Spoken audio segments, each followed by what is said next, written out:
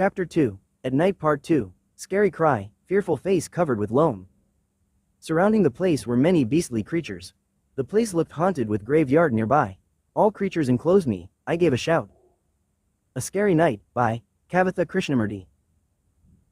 The man's black sweater had torn into shreds while his long black hair hung behind him.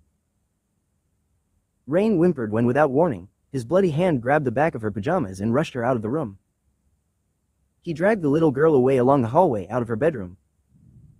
Once again, she screamed once on top of her lungs, in an attempt of calling her mother and father. But there was no response from any living soul around. Impossible. The scary man just passed her parents' bedroom, there was no way that they couldn't hear her loud scream, no matter how deep they had fallen asleep. She cried and tried to free herself away from the man's tight grip. She scratched his hand with her nails, but his skin was solid hard, as if it was made of marble. She tried to hit his leg, but her attempt was another pointless aggression, he wasn't even budged for that. Then, she bit his hand that was grabbing her pajamas. And only then, had she gotten the man's attention. The man stopped walking as he raised Rain on his left hand. Her attempt to run away annoyed him to the point where it made him angry. With a low growl of rage, he threw Rain towards the glass display cabinet, where her father put his collection of tower miniatures that he got from the places he had been to. The glass was shattering the moment her body slammed into the display cabinet, and in no time the tiny shards pierced her skin in certain places on Rain's body, causing the little girl to cry in pain. The broken glasses scattered all over the floor. "Mommy, Daddy," she cried when the fragment cut her feet while trying to stand up. But her fear of the man in front of her turned her numb as she backed away from him and ran towards the open door in the living room. As Rain dashed towards the entrance direction, she caught a glimpse of two dead bodies laid on the floor. Blood was oozing out from the open wounds on their body. She knew them. "Mommy. Daddy."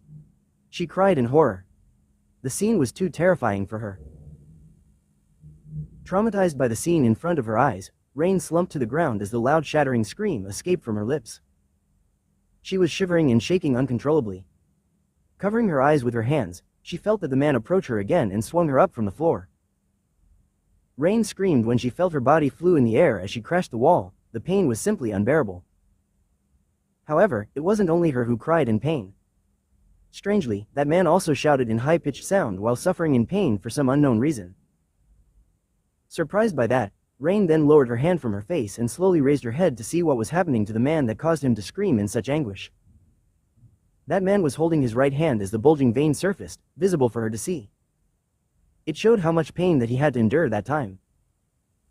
Realizing the only opportunity to escape had finally come to her, the little girl dragged her aching body towards the door which connected to the front yard of their house. She was thinking of going next door to where Uncle James lived, and asked for help. With that thought in mind, Rain pulled herself together and forced herself to ignore the pain on her bleeding feet. So, she moved as fast as her feet could go. "Faster, faster," said Rain in silence, reminding herself, as she ran past the doorstep and landed her bare feet on the grass. The dew on the grass made the pain on her foot felt even worse, as though she was running on top of 1,000 needles pricking her injured foot, yet she could not afford to stop or whine. When she had ran halfway through the yard and almost reached their main gate, something hit her back very hard. She yelped and arched her back in pain. Her breath weakened when his sharp and long nail struck the skin on her shoulder, stopping her from her great escape.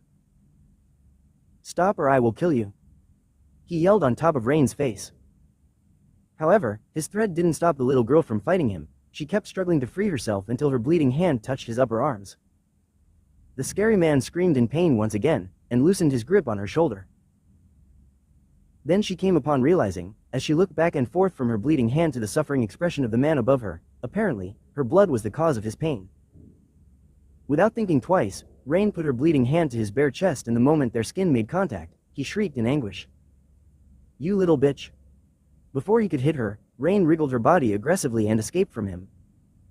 She stood up quickly, yanked open the gate and rushed to the direction of Uncle James's yard. The scary man didn't follow her, and Rain didn't have the gut to find out why.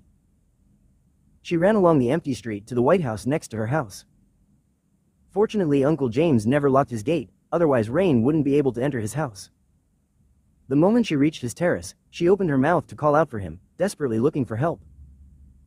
But there seemed to be no one inside the house. She tried a couple more times to call whoever inside the house, and ended with no outcome.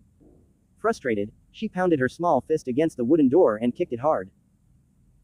Pounding and hitting, again and again until the commotion that she made successfully woken up the people inside the house. Thank you for watching. If you enjoyed this video, subscribe my channel and share it with your friends and colleagues. Bye bye, see you later.